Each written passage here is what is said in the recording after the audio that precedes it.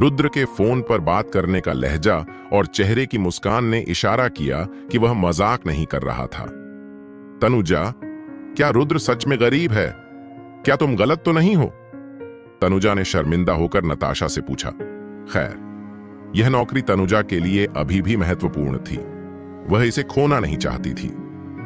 तनुजा, तुम्हें मुझ पर विश्वास करने की जरूरत नहीं है, लेकिन तुम रुद्र की एक्स गर्लफ्रेंड पर विश्वास तो कर सकती हो। कल रात उसकी एक्स गर्लफ्रेंड ने उसे बेनकाब किया। इसके अलावा रुद्र ने खुद भी माना कि वह गरीब है। अब वह अमीर बच्चा बनने का नाटक कर रहा है ताकि लोगों को धोखा दे सके। उसने कविता को जरूर धोखा दिया होगा, नताशा ने विश्वास के साथ कहा। वह यह नहीं मानती थी कि रुद्र के पास 50 मिलियन रुपए की विला खरीदने के पैसे हैं। लेकिन अगर रुद्र झूठ बोल रहा है तो वह अभी यहां क्यों है?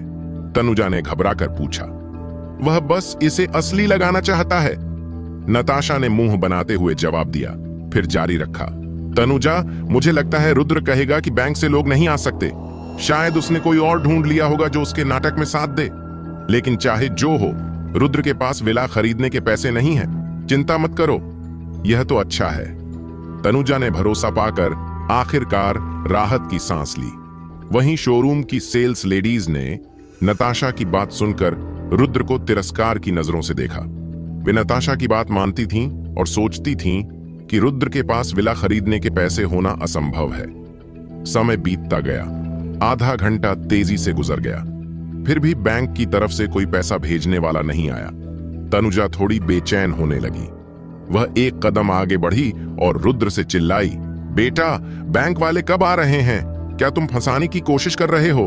हाँ रुद्र, क्या तुम बस समय खींच रहे हो? सब जानते हैं कि तुम एक गरीब डिलीवरी बॉय हो। तुम्हारे पास इतनी दौलत कैसे होगी कि विला खरीद सको? मुझे लगता है कि तुम बाद में कहोगे कि बैंक वाले नहीं आ पाए, है ना? नताशा ने भी रुद्र की ओर चिल्लाते हुए कहा। रुद्र ने अपनी नाक रगड़ी और नताशा की ओर चंचलता से देखा, लेकिन उसका चेहरा शांत था। इसी समय शोरूम के दरवाजे से तेज कदमों की आवाज आई। एक काले सूट में मध्यम उम्र का आदमी तेजी से शोरूम में दाखिल हुआ। उसने चारों ओर देखा और बेचैनी से पूछा, माफ कीजिए, आप में से कौन रुद्र है? सभी चौंक गए जब उन्होंने मध्यम उम्र के आदमी की बात सुनी। वह यहां है। कविता जल्दी से उठी और उस आदमी को हाथ हिलाया। उसने रुद्र की ओर इशारा करते हुए नाजुक आवाज में कहा। मध्यम उम्र के आदमी ने अपने माथे से पसीना पोंछा और रुद्र की ओर भागा।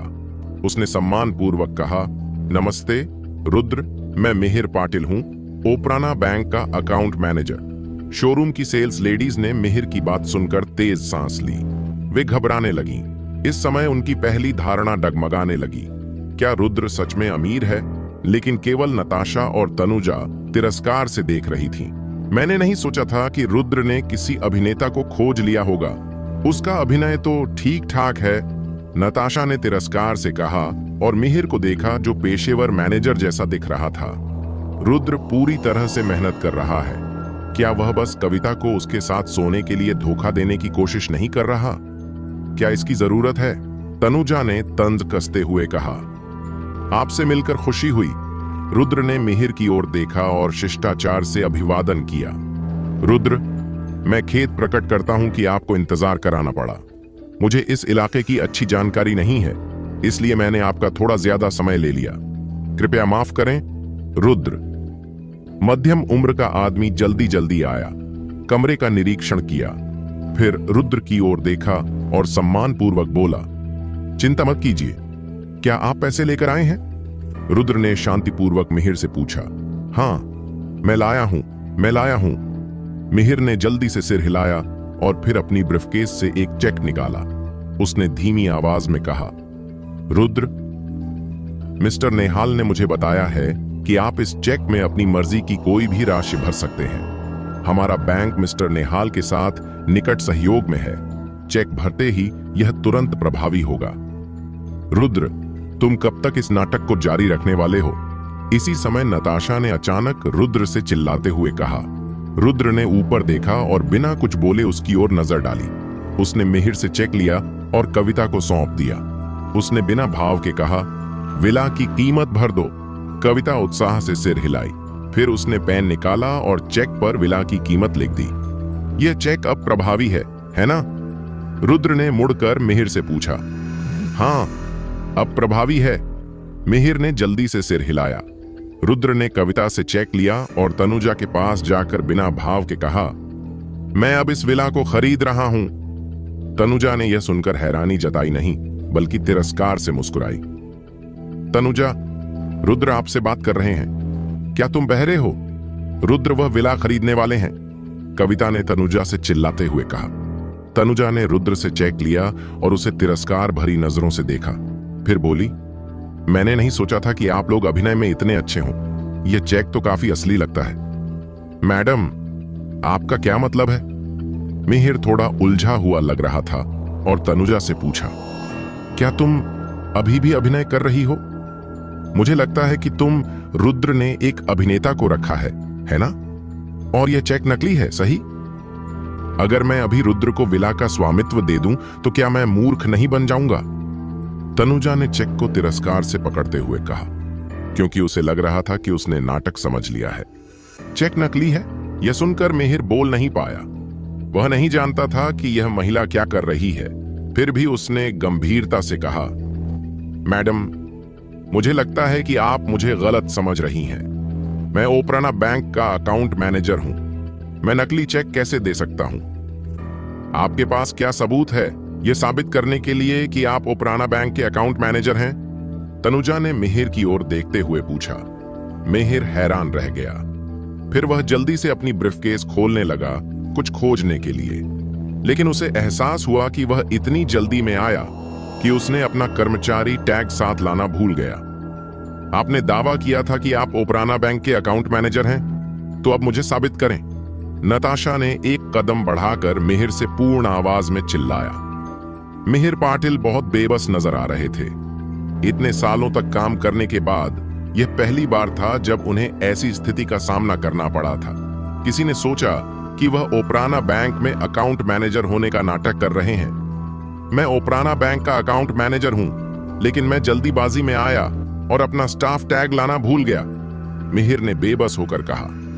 हे, ये लड़का अपना कार्ड लाना भूल गया और आप अपना स्टाफ टैग लाना भूल गए। अगर झूठ बोलने का प्लान है तो कम से कम कोई नया बहाना तो सोचो।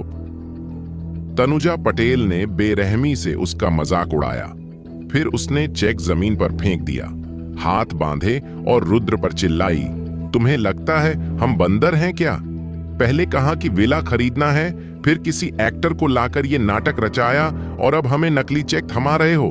क्या तुम वाकई विला खरीदना चाहते हो या मजाक बना रहे हो? तुमने मुझे हल्के में लिया है। मैं इस शोरूम में बहुत सालों से काम कर रही हूं और कई अमीर लोगों से मिल चुकी हूं। मैं एक नजर में पहचान सकती हूं कि कोई विला खरीद सकता है या नहीं, और तुम मुझसे अमीर बनने का नाटक कर रहे हो। ये तो मजाक है। रुद्र वहीं खड़ा रहा और तनुजा को हल्की हंसी और थोड़ी बोरियत से देखता रहा। रुद्र ने कभी नहीं सोचा था कि नेहाल द्वारा भेजा गया व्यक्ति इतना असहाय निकलेगा। मिहिर पाटिल इतने महत्वपूर्ण अकाउंट मैनेजर थे और वे अपनी पहचान तक साबित नहीं कर पा रहे थे। मैडम, मैं ओपराना बैंक का अकाउंट मैनेजर हूं। अगर यकीन नहीं हो तो आप बैंक में कॉल करके कंफर्म कर सकती हैं। मिहिर ने घबराते हुए तनुजा से कहा, मुझे नहीं लगता कि बैंक कॉल करने की जरूरत है, नताशा शाह ने अचानक कहा। फिर तनुजा की ओर मुड़कर बोली, तनुजा, बैंक कर्मचारी का रूप धरना और नकली चेक देना गैर कानूनी है। मेरा मानना है कि हमें पुलिस को कॉल करके इन्हें गिरफ्तार करवा देना चाहिए। हाँ, पुलिस बुलाओ और दोनों को गिरफ्तार करवाओ। शोरूम में बाकी सेल्स गर्ल्स भी चिल्ला उठी। कविता जब यह सुना कि पुलिस को कॉल करने वाले हैं तो वो घबरा गई। उसने तुरंत मिहिर से कहा, क्या आप वाकई ओपराना बैंक के मैनेजर हैं? तो कुछ तो कीजिए अपनी पहचान साबित करने के लिए। अब मैं अपनी पहचान कैसे साबित करूं? ये पहली बार हुआ है मेरे साथ। मैं तो सिर्फ रुद्र को चेक देने आया था, मिहिर ने लगभग चिल्लाते हुए कहा। साबित? पुलिस के सामने जाकर ही साबित करना। तनुजा ने अपना फोन निकाल लिया और पुलिस को कॉल करने लगी। तनुजा, हम सब एक ही टीम के लोग हैं, इतनी बड़ी बात मत बनाओ। जरूर कुछ गलत फहमी हुई है। रुद्र झूठा कैसे हो सकता है? अब कविता थोड़ा डर गई थी और उसने तनुजा का हाथ पकड़कर विनती की, कविता, तुम्हें चिंता करने की जरूरत नहीं है। मुझे पता है तुम रुद्र के साथ मिली हुई नहीं हो। तुम्हें भी उसने धोखा दिया है। जब पुलिस आएगी मैं सब कुछ साफ कर दूंगी। तनुजा ने ठंडे स्वर में जवाब दिया और पुलिस को कॉल करने ही वाली थी कि ये क्या हो रहा है, पुलिस क्यों बुला रहे हो? उसी समय शोरूम के बाहर से एक मध्यम उम्र के आदमी की आवाज आई। तनुजा वह आवाज सुनकर चौंक गई। उसने मुड़कर देखा कि अंदर आने वाला आदमी और कोई नहीं बल्कि एवरग्रैंड रियल एस्टेट का जनरल मैनेजर शैलेश क्वात्रा था। मिस्टर क्वात्रा, आप आज यहां कैसे? तनुजा ने अपना फोन नीचे रख दिया और मुस्कुराकर पूछा। आज फुर्सत थी तो सोचा देख लूं, लेकिन अंदर आने से पहले मैंने सुना कि आप लोग पुलिस बुलाने की बात कर रहे हैं। क्या चल रहा है? शैलेश ने बिना कोई भाव दिखाए पूछा। मिस्टर क्वात्रा, यहां एक आदमी बैंक मैनेजर बनकर आया है। उसने नकली चेक दिया और हमें धोखा देने की कोशिश की। हम पुलिस बुलाने ही वाले थे। तनुजा ने मिहिर की ओर इशारा करते हुए कहा। शैलेश ने जैसे ही मिहिर को देखा वह चौंक गए। उन्होंने आश्चर्य से कहा, मिहिर पाटिल, आप यहां कैसे? शोरूम में सब चुप हो गए। मिहिर भी हैरान थे कि शैलेश उन्हें पहचानते हैं। आप मुझे भूले नहीं होंगे सर, मैं शैलेश क्वात्रा हूं। हमारी कंपनी ने आपके बैंक से लोन के लिए अप्लाई किया था, तब आप ही ने मुझे रिसीव किया था। बाद में मैंने आपको डिनर पर भी बुलाया था। शैलेश ने मुस्कुराकर मिहिर से कहा। तनुजा, नताशा और शोरूम की बाकी सेल्स गर्ल्स पूरी तरह सन्न रह गईं। किसी ने नहीं सोचा था कि शैलेश इस आदमी को जानते होंगे, और अब तो साफ हो गया था कि मिहिर वाकई ओपराना बैंक के अकाउंट मैनेजर हैं। क्या ये सच में असली है? तनुजा की आंखों में डर झलकने लगा। उसने जमीन पर पड़े उस चेक को देखा और मन में सोचा, अगर मिहिर वाकई बैंक मैनेजर हैं तो क्या ये चेक भी असली है? नताशा, जो पुलिस बुलाने की सलाह दे रही थी, अब पूरी तरह चुप हो चुकी थी। ओह मिस्टर क्वात्रा, अब याद आया। मिहिर ने शैलेश को ध्यान से देखा और उन्हें पहचान लिया। मिस्टर पाटिल, आप आज यहां कैसे? पिछली बार मैंने डिनर के लिए बुलाया था और आपने कहा कि व्यस्त हैं। आज चलिए एक ड्रिंक लेते हैं, शैलेश ने दोस्ताना अंदाज में कहा। एवरग्रैंड रियल एस्टेट के जनरल मैनेजर होने के नाते शैलेश को बैंकों से अच्छे संबंध रखने होते हैं। हालांकि मिहिर सिर्फ एक अकाउंट मैनेजर हैं, लेकिन वो बैंक के क्रेडिट डिपार्टमेंट के हेड थे, इसलिए शैलेश उनके सामने बहुत सम्मान से पेश आए। मिस्टर क्वात्रा, अभी अभी आपके ही कर्मचारियों ने मुझे पुलिस बुलवाने की धमकी दी है। ऐसे में डिनर का मूड कहां से लाऊं? मिहिर ने मजबूरी से कहा। क्या पुलिस बुला रहे थे? क्यों? शैलेश ने गंभीरता से पूछा। मैं आज रुद्र को चेक देने आया था, लेकिन इन दोनों महिलाओं ने कहा कि चेक नकली है और मैं फर्जी हूं, इसलिए पुलिस बुलाने की बात की गई। मिहिर ने तनुजा और नताशा की ओर देखते हुए कहा। शैलेश ने यह सुनकर रुद्र की ओर देखा। हालांकि रुद्र के कपड़े आम से लग रहे थे, लेकिन वो कोई आम आदमी नहीं हो सकते, क्योंकि मिहिर जैसे व्यक्ति खुद चेक देने आए थे। मिस्टर सिंघानिया, मिस्टर पाटिल, मुझे माफ कीजिए, मैं अभी सब संभालता हूं, शैलेश ने पूरी विनम्रता से कहा। मिस्टर क्वात्रा, मुझे लगता है कि आपको इन दोनों को अच्छे से समझाना चाहिए। मुझे इतनी मुश्किल से मिस्टर सिंघानिया को आपके शोरूम तक लाने का मौका मिला था। आपके कर्मचारी मुझे थैंक यू कहने के बजाय पुलिस बुला रहे हैं। अब क्या करें? कविता ने थोड़ा साहस पाते हुए कहा। चिंता मत करो, मैं सख्ती से निपटूंगा, शैलेश ने गंभीरता से जवाब दिया। फिर तनुजा और बाकी स्टाफ की ओर मुड़कर सख्त लहजे में कहा, किसने कहा था पुलिस बुलाने को? सामने आओ अब। शैलेश क्वात्रा की बात सुनने के बाद तनुजा थोड़ी देर के लिए झिझकी, फिर उठ खड़ी हुई। तनुजा, क्या तुम पुलिस को बुलाने की बात कर रही थी? शैलेश ने परेशानी भरी नजरों से तनुजा की ओर देखा। शैलेश जानता था कि तनुजा का एक ऐसा बॉयफ्रेंड है जिसका अच्छा खासा प्रभाव है। वो कंपनी में जो चाहती थी कर सकती थी और कोई उसे टोकने की हिम्मत नहीं करता था। शैलेश को बहुत पहले से तनुजा पसंद नहीं थी, लेकिन वो उसके खिलाफ कुछ कर भी नहीं सकता था। शैलेश जी, इसमें मेरी गलती नहीं है। पहले जब मैंने मिहिर पाटिल से उसकी पहचान साबित करने को कहा तो वह नहीं कर सका, और फिर रुद्र तो गरीब है, वो तो एक डिलीवरी बॉय है। क्या आपको लगता है कि वो एक विला खरीद सकता है? भले ही मिहिर पाटिल बैंक मैनेजर हों, मुझे तो कुछ गड़बड़ लग रही है।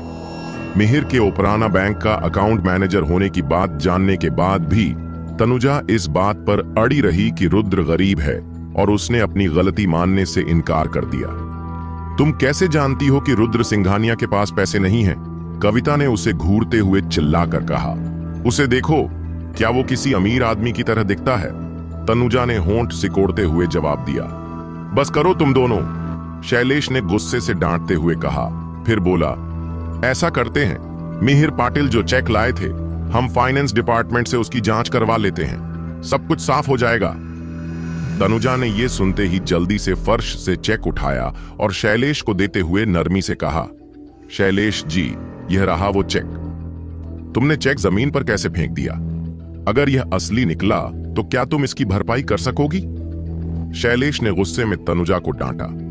शैलेश जी, चिंता मत कीजिए, यह चेक नकली है। मुझे तो शक है कि रुद्र ने मिहिर को मदद के लिए बुलाया है ताकि मिलकर ड्रामा कर सकें। तनुजा ने आत्मविश्वास से जवाब दिया। मिहिर ने तनुजा की ओर बेबसी से देखा। उसे समझ नहीं आया कि तनुजा को कैसे इतना यकीन है कि रुद्र के पास पैसे नहीं हैं। असली हो या नकली, फाइनेंस टीम ही जांच करेगी। शैलेश ने यह कहते हुए अपना फोन निकाला और एक नंबर डायल किया। कुछ मिनट बाद एक सुंदर महिला जो चश्मा लगाए हुए थी और जिनके नैन नक्श नाजुक थे, वहां आ पहुंची। शैलेश जी, मुझे क्या करना है? उस महिला ने विनम्रता से पूछा। प्रियंका सहगल, कृपया यह जांचें कि यह चेक असली है या नहीं। शैलेश ने चेक उन्हें सौंप दिया। प्रियंका ने चेक को ध्यान से देखा और बीच बीच में अपना मोबाइल निकालकर कुछ जांचती रही। कुछ मिनट बाद उन्होंने चेक वापस शैलेश को सावधानी से लौटाया और बोली, यह ओपराना बैंक का जनरल पर्पस चेक है। इस पर हस्ताक्षर और स्टैंप दोनों सही हैं। यह चेक वैध है। इसे किसी भी समय संबंधित राशि के बदले भुनाया जा सकता है। यह सुनकर शैलेश ने गहरी सांस ली और उनके हाथ जो चेक पकड़े हुए थे, हल्के हल्के कांपने लगे। मिलियन रुपये का चेक था। इससे पहले तनुजा ने इसे ऐसे ही फर्श पर फेंक दिया था। अगर शैलेश समय पर नहीं आते तो आज कोई बड़ा हादसा हो सकता था। वहां मौजूद सभी लोग चेक की पुष्टि सुनकर हैरान रह गए। सबकी आंखें फटी रह गईं। किसने सोचा था कि रुद्र, जो देखने में एक हारा हुआ लड़का लगता था, एक साथ 50 मिलियन रुपए दे सकता है? यह तो असंभव है। यह सच नहीं हो सकता। क्या रुद्र वही गरीब डिलीवरी बॉय नहीं है? उसके पास इतने पैसे कैसे हो सकते हैं? नताशा को तो ऐसा लग रहा था जैसे वो सपना देख रही हो। उसने खुद को जोर से छुटकी काटी, लेकिन तेज दर्द ने उसे एहसास दिलाया कि यह सपना नहीं था। इस दौरान रुद्र ने एक शब्द भी नहीं कहा। उसे पता था कि उसका चेक असली है। कोई भी आए, जांच करे, वो असली ही निकलेगा। यह चेक असली कैसे हो सकता है? प्रियंका सहगल, क्या आपने कोई गलती कर दी? तनुजा ने घबरा कर कहा। मिस पटेल, चिंता मत कीजिए, मैं कभी गलती नहीं करती। अगर आपको भरोसा नहीं है तो मैं खुद यह चेक लेकर ओपराना बैंक जाकर पुष्टि कर सकती हूं। प्रियंका ने गंभीरता से जवाब दिया। जरूरत नहीं है बैंक जाने की। मैं ओपराना बैंक का अकाउंट मैनेजर हूं और मैं साबित कर सकता हूं कि यह चेक असली है, मिहिर ने बिना भाव के कहा। प्रियंका और मिहिर की बातों ने तनुजा को मानसिक रूप से तोड़ दिया। उसने कभी नहीं सोचा था कि चेक असली होगा। रुद्र धीरे से खड़ा हुआ और तनुजा के पास जाकर बोला, क्या तुम्हें हमारी शर्त याद है? तनुजा का चेहरा बिगड़ गया, क्योंकि उसे पता था कि अब रुद्र उससे इस्तीफा देने को कहेगा। हालांकि यह नौकरी तनुजा के लिए खास मायने नहीं रखती थी।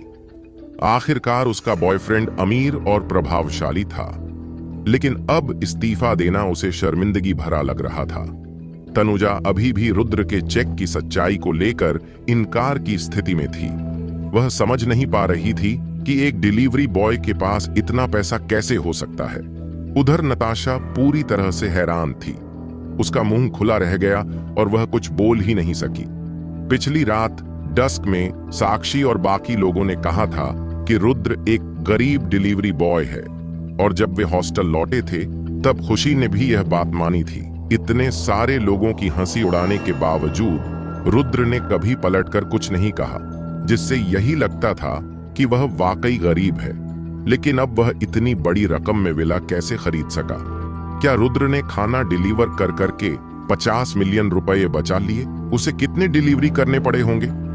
नताशा उलझन में रुद्र को देखती रही। तनुजा, तुमने कहा था कि अगर रुद्र सिंघानिया यह विला खरीद लें तो तुम इस्तीफा दे दोगी। अब जब वो विला खरीद चुके हैं तो अब और किस बात का इंतजार है? कविता ने यह मौका नहीं छोड़ा और तुरंत आगे बढ़कर अकड़ते हुए कहा, इस्तीफा मैं क्यों दूं? मुझे अब भी यकीन नहीं कि यह चेक असली है। तनुजा चिल्लाई। तनुजा, प्रियंका सहगल और मिहिर पाटिल दोनों ने इस चेक की पुष्टि कर दी है। अब तुम क्यों इनकार कर रही हो? शैलेश ने गुस्से में पूछा। शैलेश जी, मैं क्या? चाहे तुम इस्तीफा दो या ना दो, मैं तुम्हें निकाल ही रहा हूं। कल से ऑफिस आने की जरूरत नहीं है। तनुजा कुछ कह पाती उससे पहले ही शैलेश ने उसका इस्तीफा तय कर दिया। असल में शैलेश को पहले से तनुजा पसंद नहीं थी, लेकिन तनुजा के बॉयफ्रेंड के असर की वजह से वह कुछ नहीं कर पाते थे।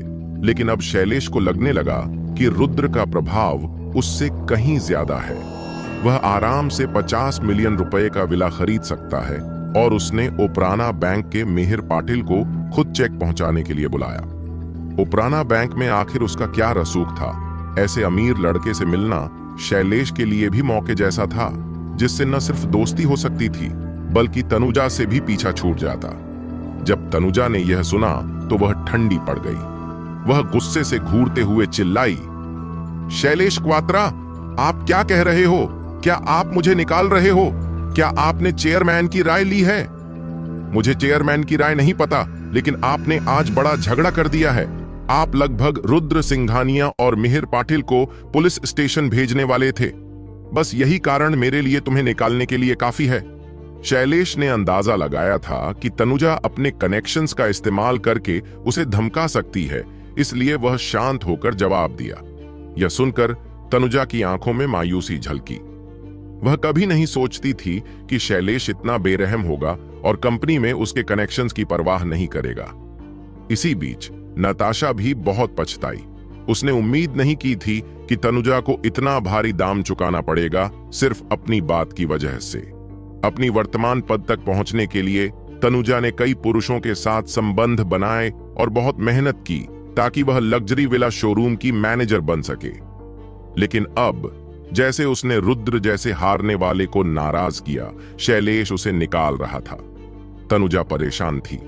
शैलेश क्वात्रा, तुम्हें पता है मेरा बॉयफ्रेंड कौन है? अगर तुमने आज मुझे निकालने की हिम्मत की तो मैं तुम्हें सबक सिखाऊंगी। तनुजा भावुक होकर चिल्लाई। मुझे कोई फर्क नहीं पड़ता कि तुम्हारा बॉयफ्रेंड कौन है। अगर राष्ट्रपति भी आए आज तो मैं तुम्हें निकालूंगा। शैलेश गरज उठा।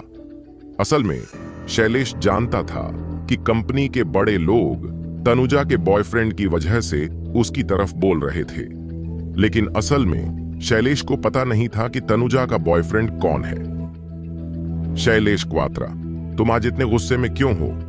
मेरी वजह से मेरी गर्लफ्रेंड को एक और मौका दे दो, ठीक है?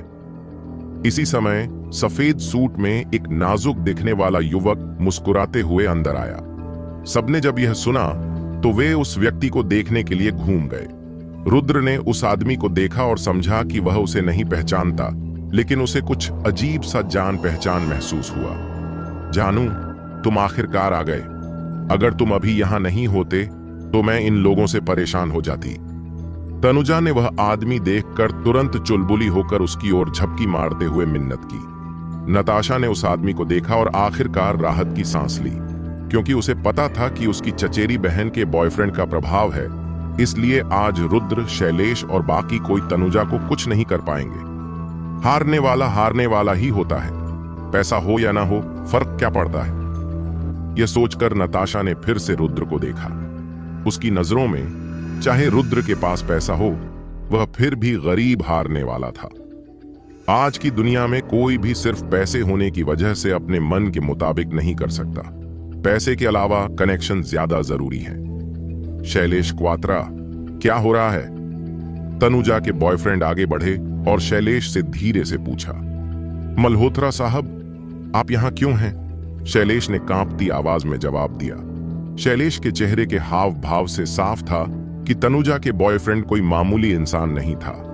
मेरी गर्लफ्रेंड ने मुझे फेसबुक पर मैसेज किया कि कोई उसे तंग कर रहा है, इसलिए मैं यहां आया। भरत मल्होत्रा ने बात करते हुए तनुजा की पतली कमर को थाम लिया। तनुजा भी मौका देखकर उसके बाहों में सिर रखकर नाजुक और दुखी बनने का नाटक करने लगी। मल्होत्रा साहब, मिस पटेल का एक ग्राहक से थोड़ा विवाद हो गया है, मैं अभी उस पर काम कर रहा हूं, शैलेश हंसते हुए बोला। थोड़ा विवाद? भरत ने पलटा और रुद्र, मेहर और बाकी को निहारते हुए तिरस्कार भरे स्वर में कहा, क्या वह बस एक नया अमीर नहीं है? शैलेश क्वात्रा, क्या तुम इस नए अमीर के विला खरीदने के कारण मल्होत्रा परिवार को नाराज करने की कोशिश कर रहे हो? मल्होत्रा साहब, शैलेश बहुत परेशान होकर उस आदमी को देखने लगा। उसने कभी नहीं सोचा था कि तनुजा के बॉयफ्रेंड मुंबई के मल्होत्रा परिवार का प्रसिद्ध बेटा होगा। शैलेश क्वात्रा, तुम्हें समझाने की जरूरत नहीं है। अगर तुम्हें कोई सवाल है तो चेयरमैन से पूछो। देखना कि क्या वह तुम्हें मेरी गर्लफ्रेंड को निकालने की अनुमति देगा।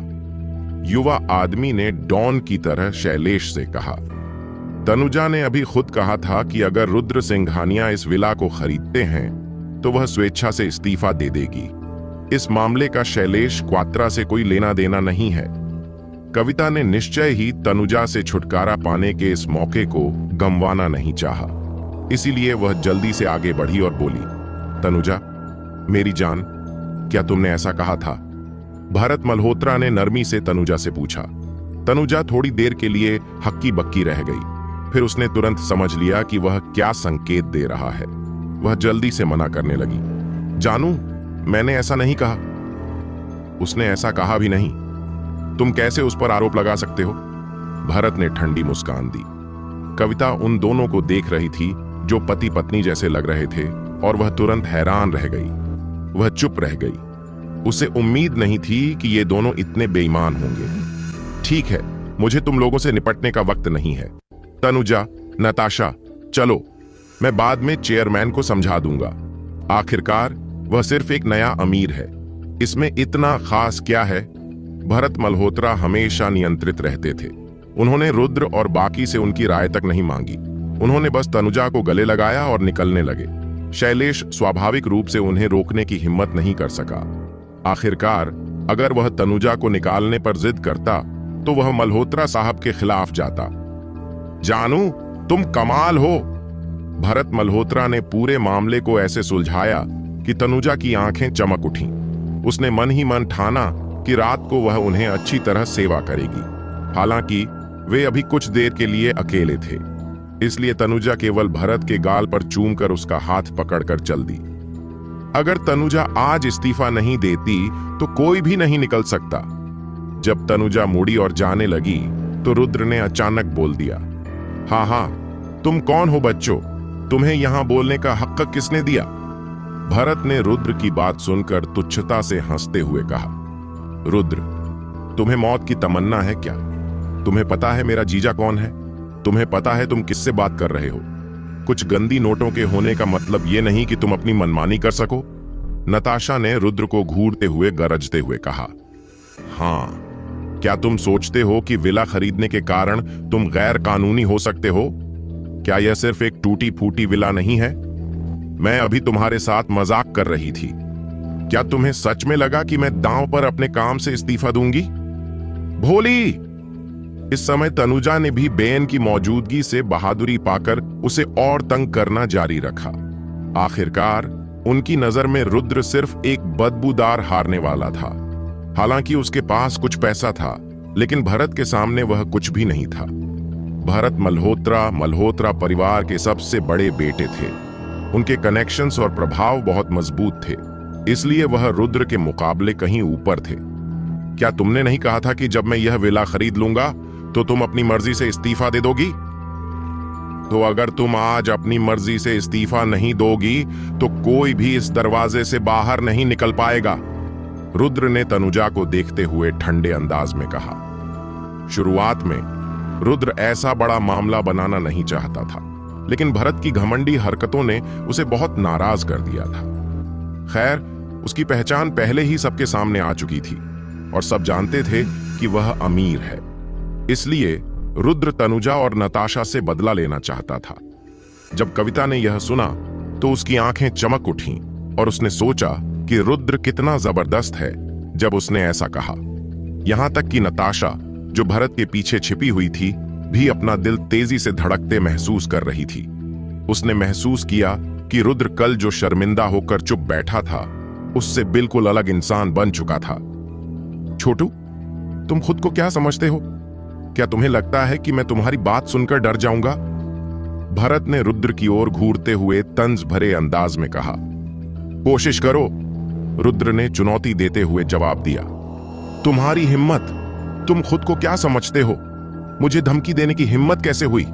मैं आज ही जा रहा हूं। अगर राष्ट्रपति यहां होते भी तो भी मुझे रोक नहीं पाते। भरत गुस्से में दहाड़ उठा। वह मुड़कर शोरूम से बाहर निकलने ही वाला था। इतने सारे लोग अभी देख रहे थे।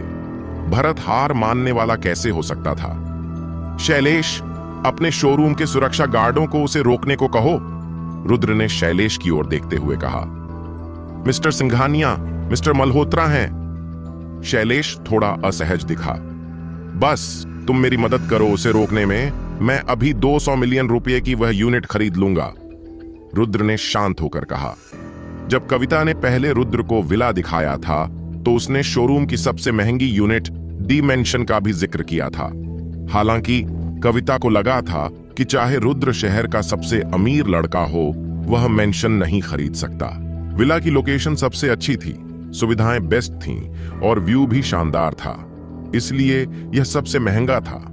इसलिए कविता ने वह यूनिट रुद्र को विस्तार से नहीं बताई, बस जिक्र किया। सेल्स लेडीज सभी हैरान रह गईं जब उन्होंने यह सुना। तनुजा, नताशा, भरत और बाकी भी स्तब्ध थे। डिमेंशन की कीमत 200 मिलियन रुपए थी। यह मुंबई में बहुत प्रसिद्ध था। सब इंतजार कर रहे थे कि कौन अमीर व्यक्ति इस राजा के विला को खरीद पाएगा। लेकिन रुद्र ने इतनी आसानी से कहा कि वह यूनिट खरीदेगा जैसे सब्जी खरीद रहा हो। सब चौंक गए और उनकी आंखों में सम्मान झलकने लगा। मिस्टर सिंघानिया, क्या आप सच में हैं? शैलेश इतना उत्साहित था कि बोलते समय हकलाने लगा। क्या मैं मजाक कर रहा हूं लगता है? रुद्र ने बिना भावना दिखाए जवाब दिया। इस वक्त शैलेश हिचकिचा रहा था। आखिर भरत प्रभावशाली था और वह उसकी नजर में छोटा था। लेकिन अगर रुद्र 200 मिलियन रुपए का मेंशन खरीद सकता है तो शैलेश को अकेले कमीशन में 5 मिलियन मिलेंगे और बाकी सेल्स लेडीज को भी 50,000 रुपए का इनाम मिलेगा। यह पैसा शैलेश और उन सभी के लिए बड़ी सौगात थी। कौन प्रलोभन से बच सकता था? शैलेश, क्या तुम्हें लगता है कि यह बच्चा विला खरीद सकता है? भरत ने देखा कि शैलेश असमंजस में है, इसलिए तेज आवाज में बोला, मिहिर, उससे बता दो, क्या मैं यह विला खरीद सकता हूं? रुद्र ने मिहिर की तरफ मुड़कर फुसफुसाया। जब मिहिर ने यह सुना तो वह एक पल के लिए स्तब्ध रह गया। फिर उसने माथे की पसीनियां पोंछते हुए धीरे कहा, मिस्टर सिंघानिया, वाकई इस विला को खरीद सकते हैं। ओपराना बैंक के चेयरमैन ने मिहिर को आदेश दिया था कि वह रुद्र को व्यक्तिगत रूप से चेक सौंपे और जाने से पहले बैंक चेयरमैन ने खास तौर पर कहा था कि चाहे रुद्र आज कितना भी खर्च करे, ओपराना बैंक उसका भुगतान करेगा। हालांकि मिहिर रुद्र की असली पहचान नहीं जानता था, लेकिन वह समझ गया कि चेयरमैन का मतलब क्या था। मिहिर की बात सुनकर शैलेश बहुत उत्साहित हो गया। उसने जोर से कहा, सुरक्षा, सुरक्षा, आओ और इन तीनों को गिरफ्तार करो। गड़गड़ाहट। एक ही पल में दर्जनों यूनिफॉर्म पहने सुरक्षा गार्डों ने दरवाजा बंद कर दिया। शोरूम की सेल्स लेडीज भी भरत, नताशा और तनुजा के सामने खड़ी हो गईं। अगर रुद्र ने सबसे महंगी यूनिट खरीदी तो उन्हें 50,000 रुपए कमीशन मिलेगा। इसलिए ये लोग तनुजा से अपने रिश्ते की परवाह किए बिना रुद्र के साथ थे। जब रुद्र ने यह देखा तो वह मुस्कुराने लगा। इस वक्त उसने समझ लिया कि असली ताकत पैसे में होती है। कविता रुद्र के बगल में खड़ी थी। वह हैरानी से सांस लेने लगी थी। वह सोच रही थी कि अगर रुद्र 50 मिलियन रुपए का विला खरीद सकता है तो उसे अच्छी कमीशन मिलेगी। लेकिन कौन सोच सकता था कि रुद्र मेंशन खरीदेगा, जो मुंबई का सबसे बड़ा और सबसे महंगा विला माना जाता है। और साथ ही यह मौका कविता को तनुजा से छुटकारा पाने का भी था, जो उसकी सबसे बड़ी दुश्मन थी। कविता का दिल खुशी से खिल उठा और वह चमकदार मुस्कान के साथ मुस्कुराई। तुम क्या चाहते हो? क्या तुम्हें पता है मेरा बॉयफ्रेंड कौन है? रास्ता हटो, रुद्र जैसा कोई आदमी मेंशन कैसे खरीद सकता है? तुम सब उससे धोखा खा रहे हो। तनुजा गुस्से से सुरक्षा गार्डों को चिल्लाई। इस बीच नताशा जमीन पर जड़ की तरह खड़ी थी, मुंह खुला, कुछ कह नहीं पा रही थी। उसके मन में बस एक ही बात थी, अगर रुद्र मेंशन खरीद सकता है तो वह सिर्फ अमीर बच्चा नहीं रहा। शैलेश, क्या तुम वाकई उस बच्चे की मदद करना चाहते हो? भरत ने शैलेश की ओर देखते हुए खास तौर पर गुस्से में पूछा। मिस्टर मल्होत्रा, तनुजा ने पहले कहा था कि अगर मिस्टर सिंघानिया वह विला खरीद सकते हैं तो वह अपने आप इस्तीफा दे देगी। तो अब अगर तुम तनुजा से इस्तीफा मांगो तो मैं तुम्हें तुरंत जाने दूंगा। शैलेश ने बिना भाव दिखाए जवाब दिया। तनुजा से इस्तीफा मांगो? भरत तंज भरे लहजे में हंसा। सच कहें तो भरत को तनुजा की नौकरी की कोई परवाह नहीं थी, लेकिन वह उसकी गर्लफ्रेंड थी। इसीलिए अगर आज वह तनुजा से इस्तीफा मांगे तो यह उसके लिए अपमान होता। ठीक है, लगता है तुम लोग मौत से नहीं डरते। तुम मुझ पर हमला करने की हिम्मत रखते हो, भरत मल्होत्रा। भरत ने दुष्ट हंसी के साथ अपना मोबाइल निकाला, फिर क्रोधित होकर बोला, तुम सब इंतजार करो, मैं अपने चाचा को बुलाता हूं, जो कुछ लोगों को यहां भेजेंगे। आज मैं तुम्हें दिखाऊंगा कि मुंबई में पैसे होने के नाम पर सब कुछ नहीं होता। जब शैलेश और मिहिर ने सुना कि भरत अपने चाचा को बुलाएगा तो वे दोनों डर के मारे ठिठक गए। मिस्टर सिंघानिया, क्यों ना हम इसे भूल जाएं? हमें भरत के चाचा से उलझना नहीं चाहिए, आप उन्हें जाने दे दो। मिहिर भी इस वक्त डरा हुआ था। वह कांपते हुए रुद्र से बोला, उसके चाचा से उलझना? रुद्र ने मिहिर की बात सुनकर मुस्कुराते हुए तंज किया, मुझे परवाह नहीं कि उसके चाचा से उलझना सही है या नहीं। जब तक तनुजा आज इस्तीफा नहीं देगी कोई भी इस दरवाजे से बाहर नहीं निकल पाएगा। मिहिर ने रुद्र को बेबस नजरों से देखा। वह सच में समझ नहीं पा रहा था कि रुद्र, जो अभी थोड़ी देर पहले चुप था, अचानक इतना ज्यादा डिमांडिंग क्यों हो गया। इस बीच कविता ने रुद्र को घूरा। वह महसूस कर सकती थी कि रुद्र पहले से बहुत अलग हो गया था। ऐसा लग रहा था जैसे अब वह कोई दूसरा इंसान हो, लेकिन उसे चिंता होने लगी थी। अगर आज का मामला बिगड़ गया तो क्या होगा? अगर चीजें हाथ से निकल गईं तो? शैलेश थोड़ी देर हिचकिचाया और जल्दी से रुद्र के पास दौड़ा। उसने धीरे से कहा, मिस्टर सिंघानिया, क्यों ना हम आज की घटना को भुला दें? अगर हम झगड़ा करते रहे तो किसी का भी भला नहीं होगा। भरत के चाचा किसी से कम नहीं हैं। शैलेश भी भरत के कनेक्शन से काफी सतर्क था। भुला दें? तुम इसे क्यों भुलाना चाहते हो? रुद्र के कुछ कहने से पहले ही भरत जोर से चिल्लाया, तुम में हिम्मत है ना बच्चा? क्या तुमने नहीं कहा था कि तुम हमें जाने नहीं दोगे? तो आज मल्होत्रा परिवार की ताकत देखो। मैं अभी अपने चाचा को फोन करता हूं। सब लोग देखो, मैं आज किसी को भी अपने खिलाफ नहीं छोड़ूंगा। भरत को लगा कि रुद्र उसे उकसा रहा है, इसलिए चाहे रुद्र उसे अभी जाने दे, वह छोड़ने वाला नहीं था। बिल्कुल सही जानू, तुम इन लोगों को नहीं छोड़ सकते। ये तो बस कुछ बेकार पैसे हैं, है ना? इसमें इतना बड़ा क्या है? तनुजा पटेल ने चिल्लाकर कहा। शैलेश, कविता और मिहिर ने भरत के इस दावे को सुनते ही स्थिति की गंभीरता समझ ली और वे घबराने लगे। वे सब डर रहे थे कि अगर भरत अपने चाचा को बुला ले तो तीनों भी फंस जाएंगे। भरत ने अपना मोबाइल निकाला और एक नंबर डायल किया। रिंग। फोन 2 रिंग से ज्यादा नहीं बजा था कि दूसरी तरफ से कोई उठा। चाचा, मैं अभी एवरग्रांड रियल एस्टेट के लग्जरी विला शोरूम में हूं। यहां के सिक्योरिटी गार्ड मुझे बाहर जाने नहीं दे रहे। फोन कनेक्ट होते ही भरत ने कष्टपूर्ण आवाज में कहा, क्या तुम फिर से कोई मुसीबत खड़ी कर रहे हो? फोन के उस तरफ वाले ने धीरे से पूछा। नहीं, ऐसा नहीं है। मैं बस अपनी गर्लफ्रेंड से मिलने आया था। उन्होंने मुझे रोक दिया है और जाने नहीं दे रहे, इसलिए मैंने आपको कॉल किया, भरत ने जल्दी से कहा। फोन के उस तरफ वाले ने हिचकिचाते हुए कहा, ठीक है, वहीं रुको, मैं अभी आता हूं। ठीक है चाचा, भरत ने खुशी से सहमति दी और फोन काट दिया। सब लोग इंतजार करो, मेरा चाचा जल्द ही यहां होगा। जब वह आएगा तो मैं सबको घुटने टेकवाकर माफी मांगूंगा। फोन काटने के बाद भरत ने रुद्र और बाकी लोगों को गुस्से में चिल्लाया, रुद्र, मिस्टर सिंघानिया, जल्दी कुछ सोचो। मैंने सुना है कि भरत के चाचा माफिया बॉस हैं। अगर वो यहां आ गए तो हमारी हालत बहुत खराब हो जाएगी। मिहिर घबराते हुए रुद्र से बोला, रुद्र ने यह सुनकर तिरस्कार से मुस्कुराया और बिना कुछ कहे सिर हिला दिया। भरत के चाचा चाहे जितने ताकतवर हों, वे निहाल और शौर्यवीर सिंह जितने शक्तिशाली कैसे हो सकते हैं? अगर भरत के चाचा ने बाद में हमला किया तो रुद्र शौर्यवीर को बुलाएगा और उसे भरत को सबक सिखाने के लिए कहेगा। इस बीच शैलेश, कविता और मिहिर को रुद्र के मन में चल रहे विचारों का पता नहीं था। वे सोच रहे थे कि अगर भरत के चाचा आए तो सब कुछ खत्म हो जाएगा।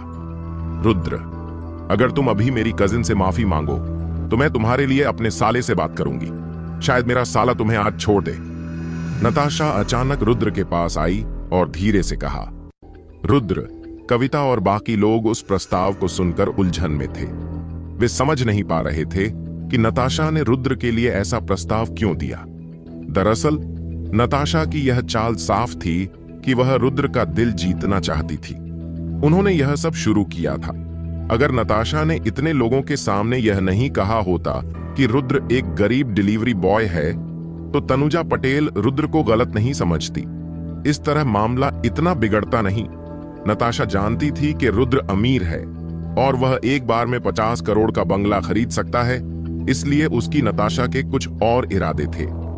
कल रात डस्क में नताशा को रुद्र की अच्छी छवि मिली थी और वह उसके साथ डेटिंग के बारे में सोच रही थी। लेकिन बाद में साक्षी और बाकी लोगों के आने से रुद्र की असल पहचान खुल गई। नताशा रुद्र को गरीब डिलीवरी बॉय मानने को तैयार नहीं थी, इसलिए उसने उसे तवज्जो देना बंद कर दिया। लेकिन आज रुद्र की अचानक इतनी बड़ी दौलत दिखाने से नताशा का मानना बदल गया। पता चला कि रुद्र कोई गरीब हारने वाला नहीं बल्कि एक सुपर रिच लड़का है। इसीलिए नताशा ने सोचा कि अब वह रुद्र के साथ डेटिंग कर सकती है। इसलिए उसने रुद्र को बाहर निकलने का रास्ता देने की पहल की। वह रुद्र को खुश करना चाहती थी और भविष्य में उसके संपर्क में रहने का रास्ता बनाना चाहती थी। रुद्र ने यह प्रस्ताव सुना तो वह नताशा की तरफ देखकर मुस्कुराया। रुद्र, अब क्या खड़े हो? जल्दी आओ और मेरी कजिन से माफी मांगो। मैं वादा करती हूं कि अगर तुम माफी मांगोगे तो मैं अपने साले से बात करूंगी और उसे तुम्हारे साथ दिक्कत करने से रोकूंगी। नताशा ने देखकर कि रुद्र कुछ नहीं कह रहा, चिंतित होकर कहा, माफी? रुद्र तिरस्कार से मुस्कुराया और धीरे से बोला, मैंने आज कुछ गलत नहीं किया। मुझे माफी क्यों मांगनी चाहिए? रुद्र, क्या तुम पागल हो? क्या तुम्हें पता है मेरे साले के चाचा कौन है? मत समझो कि तुम्हारे पास कुछ पैसे हैं तो तुम कुछ भी कर सकते हो। इस समाज में पैसे ही काफी नहीं है। तुम्हें ताकत, कनेक्शन और प्रभाव चाहिए। तुम जानते हो कि तुम मेरे साले से इन चीजों में टकरा नहीं सकते। नताशा गुस्से में चिल्लाई, ताकत, कनेक्शन और प्रभाव? रुद्र तिरस्कार से मुस्कुराया और फिर शांत होकर बोला, पैसे के साथ क्या तुम्हें लगता है कि मुझे ये चीजें चाहिए होंगी? नताशा बेबस होकर रुद्र को देख रही थी। वह कुछ कह नहीं पा रही थी। हे, मुझे उम्मीद नहीं थी कि तुम इतने निडर हो। मैं शुरू में नताशा की वजह से तुम्हें जाने देने का सोच रहा था, लेकिन अब चाचा के आने तक इंतजार करो क्योंकि तुम पछताओगे नहीं। देखता हूं कि तुम अब भी ऐसे घमंडी रहोगे, भरत ने ठंडे स्वर में रुद्र से कहा। इस समय नताशा भी रुद्र से बहुत निराश थी। वह रुद्र की दौलत की वजह से दोस्ती करने की पहल करना चाहती थी। शायद आज की बात से वे दोनों गिले शिकवे भुला सकते थे। फिर नताशा अवसर लेकर रुद्र को बहकाना चाहती थी ताकि वह उस सुपर रिच लड़के को फंसा सके, लेकिन उसने नहीं सोचा था कि रुद्र इतना मूर्ख होगा। उसकी सोच आम लोगों से अलग थी।